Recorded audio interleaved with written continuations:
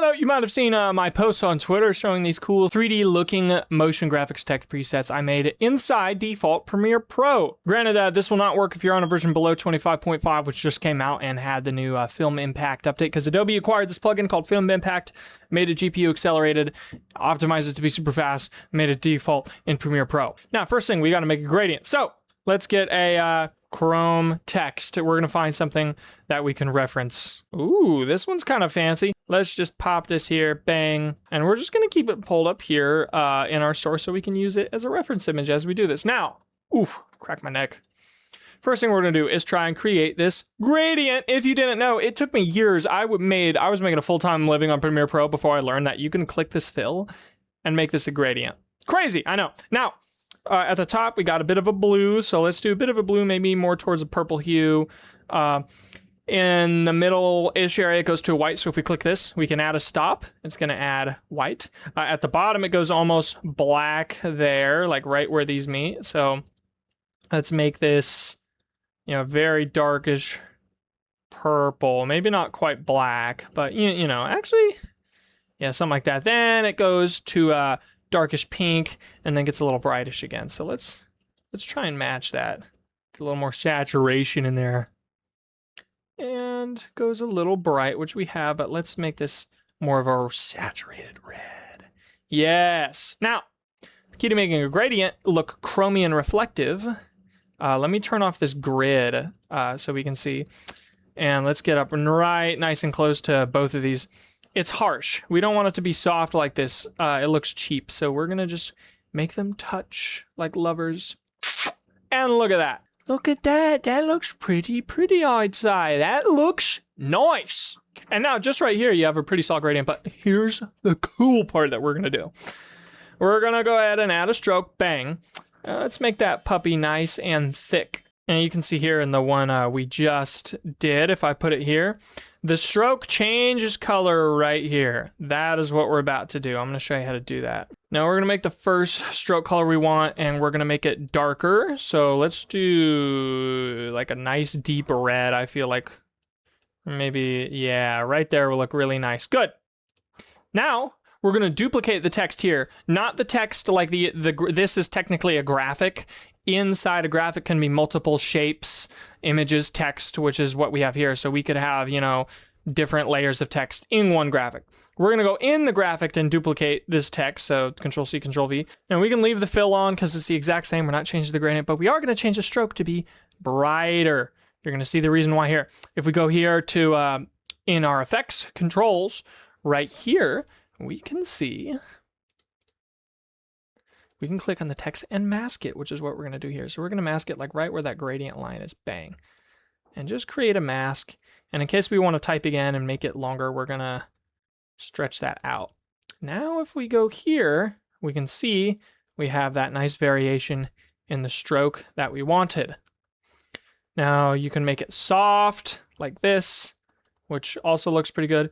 You can make it hard like this, which makes it nice and crisp like that. In our case, I think I'm going to keep it hard. I like that. So now that this is done, let's go back to our reference. Yeah, this looks pretty good. This didn't really have much of a stroke, just kind of a bit of an emboss. Oh, I wonder what would happen if you put an emboss on this. Hold up. Let's experiment. Yeah, cool effect built into Premiere. Let's put that, let's put that color emboss on. Click this and mess with that. Ooh. Ooh, okay, very interesting. That's kind of cool. And we can give it more contrast and kind of fade it in and out. And the relief is how much. Okay, so that even gives it more of a 3D look. This is something I actually haven't done before with this. Me likey this. Yeah, let's put this at like 90 degrees. Interesting. I kind of like that. This is the part where you can't do this in default Premiere. There is a way, but it kind of sucks. So Film Impact has this long shadow effect, which is what we're going to use, and it makes it look kind of 3D, and it looks hella nice, as you can see, and it adds like this coloration to it. The old way, if you're not going to use Film Impact, absolutely stinks. Let's just go drop shadow, find the Premiere Pro default drop shadow, bang. You have to go here, keep the distance very little, but we got to turn it out just to, you know, move the direction the way you want. Let's turn the opacity to full, and you have to Control C, V, V, V, V, V, V, V, V, V, V, V, V, V, and just paste it a whole bunch, and oh, it's so fucking laggy, and it leaves this pixelation. You can't add that nice gradient, so it's a similar effect, but look at all these drop shadows. That just stinks, dude. Look at how many we had to do. If we just cut these drop shadows out, Control X, cut them out, duplicate this, paste them on the bottom one, and then put a generate ramp. You know, you could kind of make the shadow a little more 3D looking. Do radial ramp, you know, kinda, sorta, maybe, barely, but it wouldn't look very good if I'm gonna be honest. Now, this is the best we can do, but granted, there's your way if you want to do it in older Premiere. If you want to do it in the new way, we use that long shadow, which is awesome. If we search up FI, long shadow, plap, there we go. Let's just get a little closer so we can see what we're doing. Yeah, let's keep the shadow this orientation, because all the other ones I made, the shadows to the left. Let's have a little bit of difference in there. Let's up that length a little bit. Let's get in there, have a nice look at what we're doing. Man, that emboss is cool. I wonder what it would look like if it was on top. Ooh, it's adding like a greenish to it. Very interesting, but it's not really affecting the edge of the shadow. Funky. Let's go back to this long shadow. Let's turn down the color, and when you turn down the color, it actually draws from the image itself, which is pretty nifty, so you can add a little bit of color if you want. But for that color, I want the I want it to get gradually darker, so let's have it like really dark, you know, reddish, purplish hue, like that. And then this one, maybe let's have it a bit brighter, and then we'll try inverting them and see how that looks. Oh, interesting. So let's turn that duo amount down.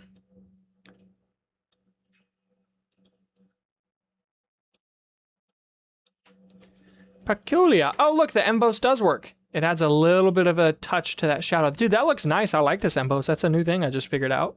Let's make this duo color a lot darker. A bit more saturated too. Bang. There we go. I like that. Check that out, guys. This looks nice.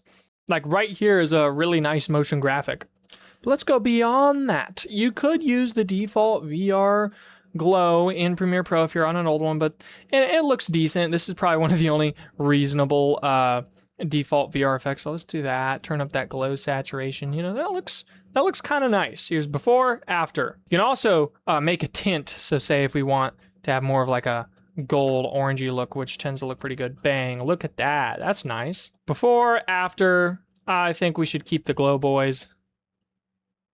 Let's mess with that threshold. Oh, look at that. It's capturing the bottom now. Very cool. But it does kind of blast out the top so much to where you can't really see that pretty gradient. So I guess we'll just keep it here. There's that. And the way in the past you had to get volumetric light rays was like using Sapphire or plugins, which are super laggy, not to mention expensive and buggy and crashed exports and stuff all the time.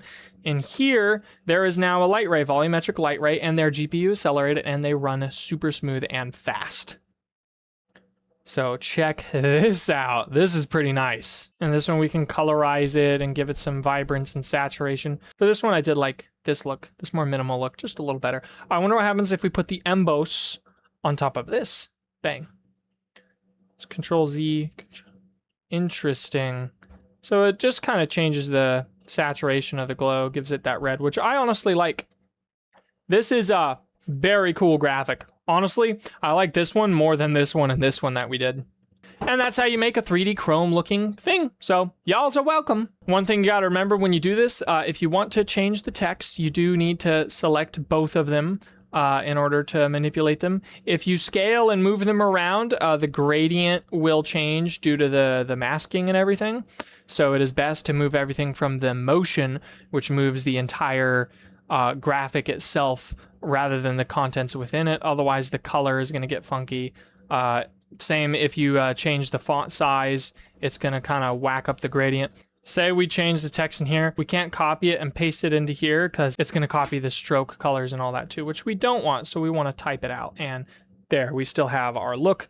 That's it for the video. Help me out. Like and subscribe if you want Recut, which automatically cuts out silences and does a really good job. I've been using it for years. Affiliate link in the description below. I've got a course or something. It's here. Use code SQUANGHANDLERPAN for 20% off. Buy it if you want it. I'm about to redo the whole thing. Subscribe if you want me to release these graphics to the public. Let me know. All right. Bye-bye.